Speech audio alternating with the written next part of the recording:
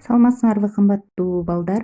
Бүгүнкү биздин өтө турган темабыз түстөрдүн жашоо турмушубуздагы орду жана мааниси. Түстөр аркылуу түрдүү образдардын берилиши. Сабактын максаты түстөрдүн турмуштагы орду жана мааниси боюнча керектүү маалыматтарды билишип, түстөрдү живопись менен байланыштырып, көркөмдөп, чыгармачылык менен жарашыктуу иштей билүүгө көнүгүшөт. Түрдүү ыкмаларды колдонуп, өз алдынча ирети менен туура композицияны аткарууга жана ар бири өз алдынча коопсуздук эрежелерди сактап кылдат иштөөгө үйрөнүшөт. Биздин турмушубузда түстөр кеңири колдонулат. Алсак кийим кийүүдө, интерьерди кооздоодо, тамак ашта, жаныбарлардын, өсүмдүктөрдүн өңдөрү, тоо таштын түсү, көлдүн түсү жана башка ушул сыяктуу көптөгөн түстөр кеңири кездешет. Көркөм сүрөт искусствосунда түстөр негизги жана кошумча болуп экиге бөлүнөт. Негизги түстөргө ак, сары, кызыл, көк, кара кирет. А кошумча түстөргө негизги түстөргө башка түстөрдүн жуурулуп кошулуусунан пайда болгон түстөр кошумча түстөр деп аталат.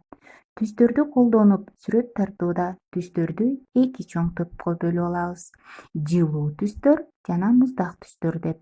Жылуу түстөр майрамды билдирип, көңүлдү көтөрөт жана бардыгы ачык өңдөрүдө болот. Ал эми муздак түстөр табышмактуу жана сырдуу келет. Мына балдар, биз түстөр менен таанышып алдык. Анда бүгүнкү сабакта гратаж техникасын пайдаланып, түстөрдүн жардамы менен сүрөт тартабыз. Гратаж дегенибиз эмне? Гратаж бул француз тилинен алынган учтуу буюмдарды пайдаланып сүрөттөлүштөрдү түшүрүү дегенди билдирет. Анда гратаж техникасы менен сүрөтүбүздү баштайлы.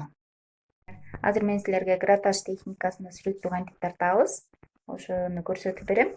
Ал үчүн бизге гуашьтар керек, акварель, анан зубочистка, анан кистинин мондай түрлөрү керек. Анан бизге А4 барагыбыз керек. Мен күн мурунтадан А4 мондай светтерге боеп койдум. Муну кургагандан кийин кургатып туруп, эми карагыла балдар. Кара гуашь менен үстүнө мындай боеп алабыз.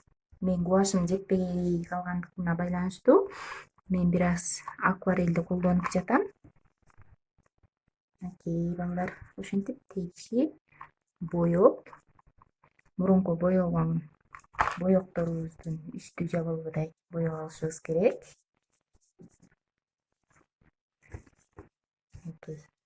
Силер кааласаңар каалагандай өң менен жасасаңар болот. Гратажды жерде өңдөрдө эле өтө көп маани бербейт. Бирок мен силерге кызыктуураак болушу үчүн ушундай өңдөрдү алып жатам. Окей. Силер балдар муну барактын бетин толугу менен боеп чыксаңар дагы болот. Өзүңөрдүн эркиңер ал. Бирок мен азыр силерге мындай эле вариантты алайын дагы. Эми карап тургула. Гратаж дегенибиз эмне? Гратаж деген бул мондай учтуу, катуу куралдар менен тартылуучу сүрөт. Эми мен силерге азыр бул жерге көпөлөктү кандай жасасак болот? Көпөлөк тартып алалы. Көпөлөк тартканды үйрөтөйүн. Мынакей, мен муну кистинин артымен жасап үйрөтүп атам. А силер болсо каалагандай предметтерди алып жасай бергиле. Өзүңөргө жаккандай. Окей, балдар.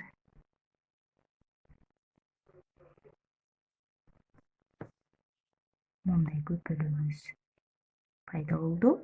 Эми бул көпөлөктү анан сөзсүз түрдө балдар биз кистибизди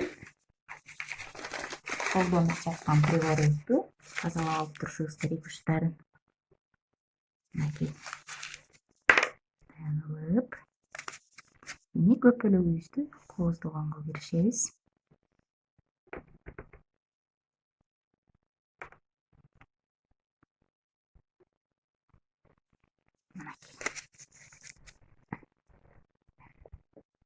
Урукчаларын жасап алалы.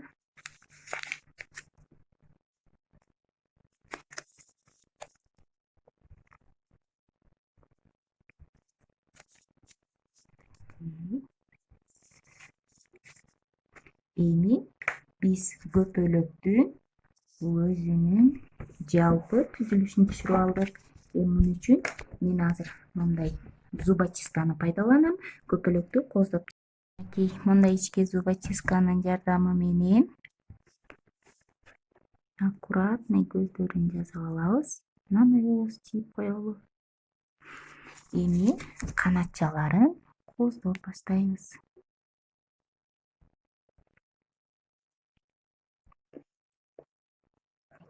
Катуу эле сызып көпөлөгүбүз кооз болуш үчүн мен катуураак колдонуп жатам зубочистканы. Бул жерине болсо башкача элементтерди түшүрүп койсок болот. Тоголок кылып.